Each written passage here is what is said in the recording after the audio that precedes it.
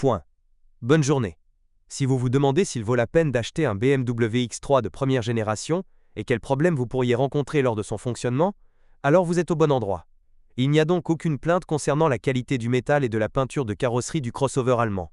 Mais cela ne signifie pas que vous ne pouvez pas perdre de temps avec une inspection minutieuse.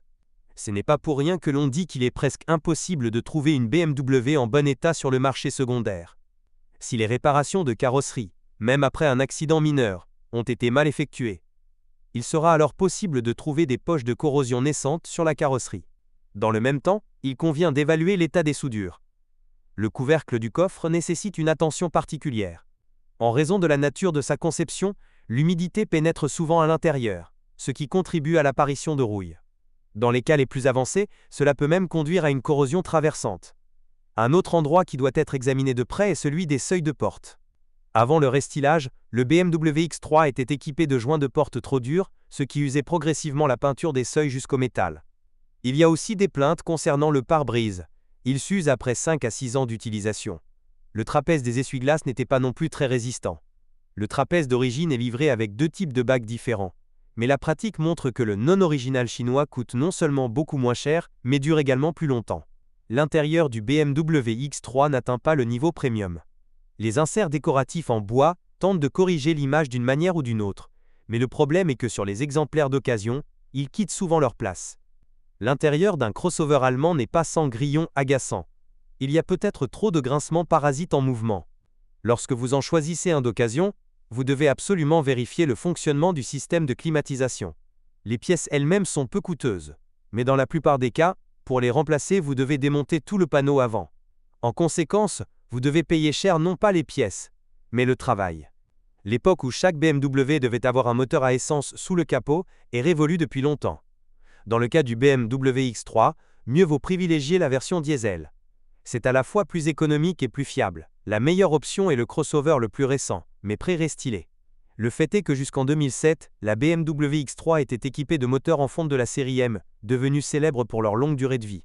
Ce dernier peut atteindre 300 à 350 000 km.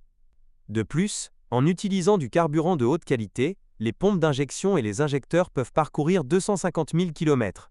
Un turbocompresseur peut supporter à peu près la même quantité. Cependant, même ces moteurs légendaires présentent des points faibles. L'un d'eux est le démarreur. Il n'est pas facile pour une unité compacte de lancer un gros moteur de 3 litres, ce qui n'a pas le meilleur effet sur sa durée de vie. N'oubliez pas que les moteurs diesel BMW, malgré leur fiabilité, nécessitent une attention constante. Les propriétaires devraient avoir pour règle d'inspecter périodiquement l'intégrité du collecteur d'échappement. Il a tendance à se fissurer, c'est pourquoi ces éclats peuvent endommager le groupe piston avec la turbine. Une autre procédure obligatoire consiste à remplacer les bougies de préchauffage tous les 3 à 4 ans. Même une bougie d'allumage défectueuse peut endommager une unité de commande de préchauffage coûteuse. L'odeur de caoutchouc brûlé qui apparaît est un signe certain qu'il est temps de faire attention à la poulie de vilebrequin. Son amortisseur en caoutchouc se délamine progressivement puis s'effondre complètement. Bien sûr, il vaut mieux ne pas laisser les choses aller jusqu'à la destruction, car dans ce cas, il sera impossible de conduire la voiture. La ressource en amortisseur est estimée à 150 000 km. Passé ce repère, mieux vaut le remplacer préventivement, même s'il n'y a pas de signe d'usure visible. Les moteurs diesel qui ont commencé à être installés sur le BMW X3 après la mise à jour n'ont rien de commun avec les unités de la série M pré-restylées. Ils ont beaucoup plus de maladies infantiles, et le coût de l'entretien de la chaîne de distribution est très sensible pour le budget familial. Le moteur à essence de 2,5 litres, qui a commencé à être installé sur le crossover après le restylage, est préférable d'éviter complètement, ainsi que tous les moteurs essence 4 cylindres. Le système de transmission intégrale xDrive utilisé sur le BMW X3 est une bonne chose, mais les mécaniciens qui le connaissent de première main affirment qu'il ne fonctionne plus sur de nombreux crossovers d'occasion. Le couple n'est pas transmis à 4, mais uniquement à 2 roues arrière. Il s'est avéré que la durée de vie du servomoteur de l'embrayage multidisque de la boîte de transfert n'est que de 150 000 km. Les engrenages en plastique sont meulés jusqu'à ce repère dans la boîte de vitesse. Un autre point faible du xDrive est la boîte de vitesse arrière. Si vous ne surveillez pas le niveau d'huile, l'unité s'effondrera progressivement. Et si pour les BMW X3 sortis après 2007, la liste des problèmes de transmission s'arrête ici, alors on ne peut pas en dire autant des crossovers pré-restylés. La traverse arrière étant mal protégée de la saleté, la durée de vie de l'arbre de transmission avant s'est avérée très courte. Ce n'est qu'en 2006 que les ingénieurs de BMW ont ajouté un capot de protection à la conception, ce qui a d'une manière ou d'une autre résolu le problème. Les craquements, les secousses et les secousses lors de l'accélération sont un signe clair que la transmission nécessite une inspection sérieuse. Vous ne devez en aucun cas reporter votre visite au service, car même un léger retard peut se terminer par un désastre.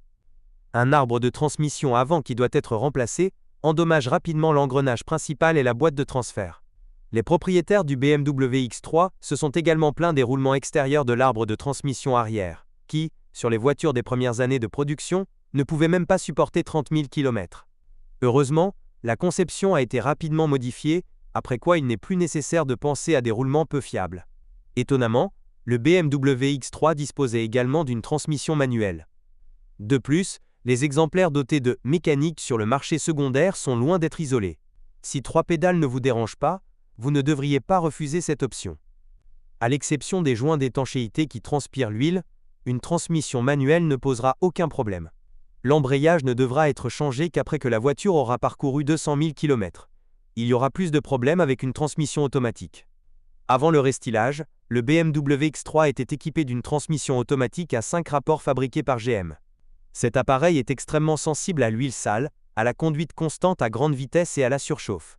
Lorsqu'elle est utilisée dans des conditions aussi défavorables, la boîte ne résistera même pas à 100 000 km.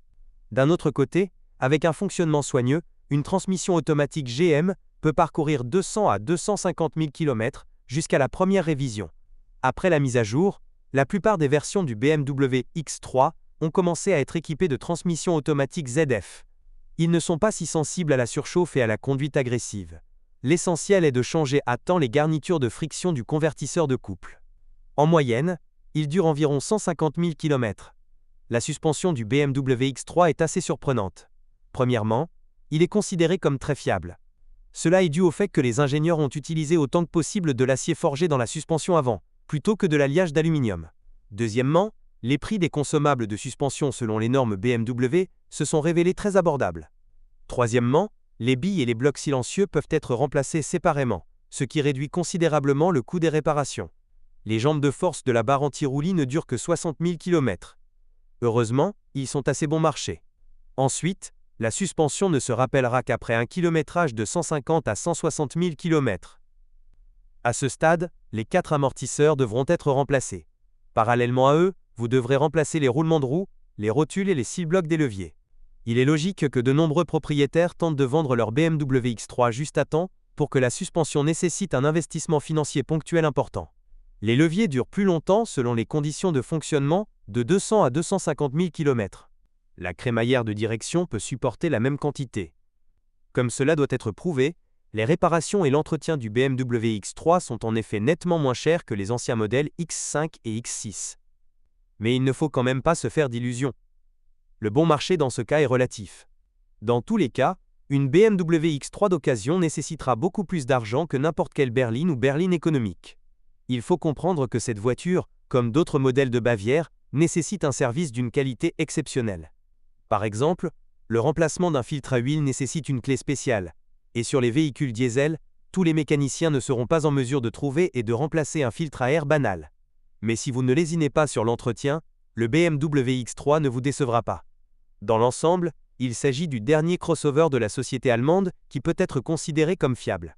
La prochaine génération de X3 s'est avérée plus grande, plus complexe, et par conséquent, pose bien plus de problèmes. Si vous êtes propriétaire, assurez-vous de laisser un commentaire sur cette voiture, votre avis aidera certainement les autres à choisir une voiture.